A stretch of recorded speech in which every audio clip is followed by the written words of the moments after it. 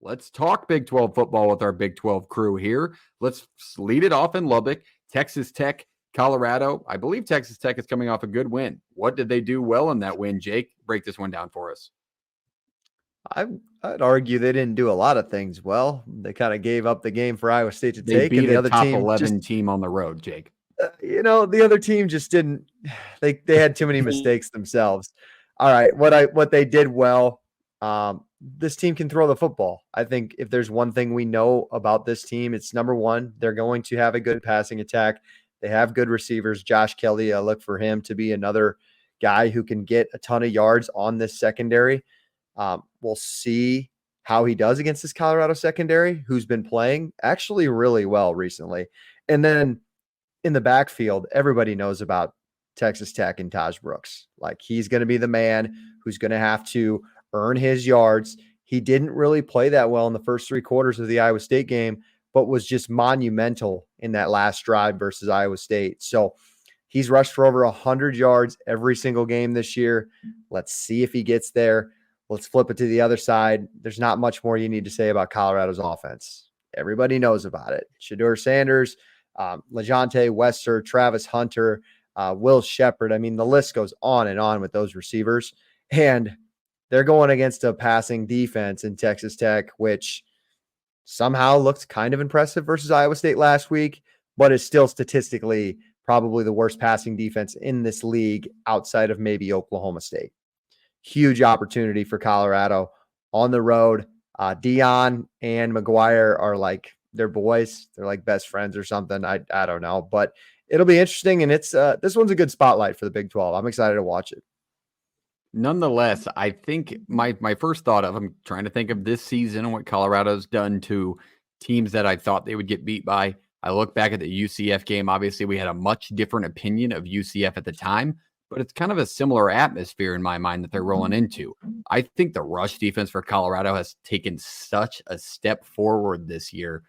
And it's just been better overall on the defensive side of things, which has kept them in games, because last year they got into a couple of track meets and they just couldn't outlast people. But Shedeur Sanders, one of the better quarterbacks, if not the best in the conference, when it only comes quarterbacks, not shot at Rocco back there. Sorry, Iowa State crew, don't come for me, but still elite quarterback.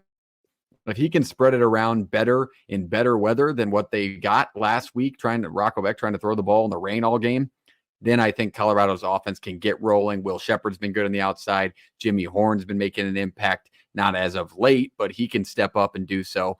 But I kind of like Colorado in this spot just because they've been road tested. They played in tough environments this year. They've been better throughout the season. They progress rather than regress like they did last year. And so I kind of like the Buffs in this spot. What do you think, JT? You're the Big 12 guy on the other side as well.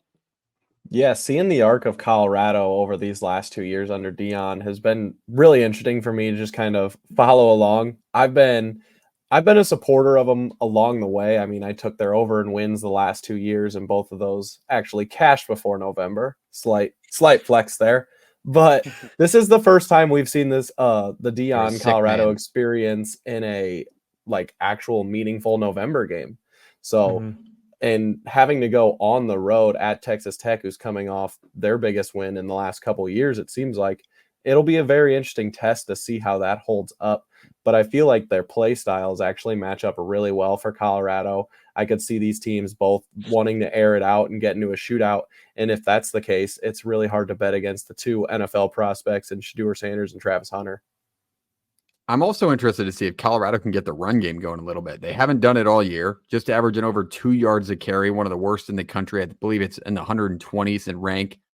Texas Tech doesn't give up a ton in that area, but has struggled in the past. So maybe they get it going a little bit more, and it adds another dimension to that offense that Texas Tech may struggle with. What do you think, Reese, on this matchup? I don't know what the overs for this game would take it. I think these offenses are going to have a lot of fun this today. I don't see these defenses showing up and doing a whole lot. Colorado's giving up 155 yards a game on the ground. You talk about Taj Brooks is averaging 100 a game. He is going to have a good day. Baron Morton, we saw him last week. He was confident back there. 19 touchdowns, 5 interceptions. Guy knows what he's doing. I think it's one of these trap spots, though, where it's you look at, Texas Tech had their big win, and it's like, oh, they're going to keep it going. You get them at home. But I don't know. There's something about Colorado. I just think that offense is going to have a little bit too much for them. I'm not saying the defense is going to be phenomenal. this defense also it's penalized a lot. They average 17 yards a penalty or 17 penalty yards a game. They have about 8 penalties a game, which is remarkable, I feel like. So I think that's going to come into play too. But I'm going to lean Colorado in this spot. I know the hook might come in and be a little nasty, but I just think offenses are going to have a lot of fun. It's going to be a good game to have on if you want points. All right. I like that breakdown. I think Jake, you mentioned his name, but Josh Kelly last week kind of had a day against an Iowa State secondary. That's got to be the expected matchup for Travis Hunter this week, who had a bye, kind of let his body rest. So that's going to be one to watch for sure. But kick us off roundtable style, Jake. I know we're going to a little bit of a spoiler to the Big 12 show here, but what do you think? Who wins? Colorado, Texas Tech, who covers? Yeah, I mean, I was really impressed, before the bye week. Colorado's win at home versus Cincinnati is really when I kind of turned my head for Colorado and how good this team could be. They have to win out. These November games are going to be really important. I also think Texas Tech is still coming off of a massive win, like a hangover spot. I think Colorado gets this one done on the road. I don't even think it's that. It'll never feel that close. Now, they'll probably win by maybe 7 or 10 because that's the Big 12, but I don't think it'll ever feel as close as what the score really resembles on Saturday. I think when you look back at that Iowa State game, Iowa State got the lead right before the half. They kind of broke down defensively, Texas Tech that is, gave up that score to go down 13-10 going into the half. It just was weird. Iowa State could just never separate. I think Colorado is going to separate in the hangover spot, Jake. I like them to cover the number and win on the road. They're playing for more. I know Texas Tech obviously is coming off a big win, but they're just trying to play spoiler at this point with the last part of their schedule. I don't think they can do it back-to-back weeks, so I like the Buffs on the road, and that hurts. You see these helmets back here? That hurts to say, but I've picked them multiple times this year. They're an improved football team for sure. JT. Yeah, for me, the Big 12 is too competitive and too closely rated for me to feel confident picking a road team as a favorite. I mean, you hate to bet against the home team as a dog in a situation like this, especially with Taj Brooks. I mean, he's been prolific this year. I mean, and that's definitely a way of success for Texas Tech to be able to control the game at home. But sneakily, I think Colorado's rush defense is a lot better than people expect. And it's hard for me to not see Colorado having success spreading this Texas Tech offense out.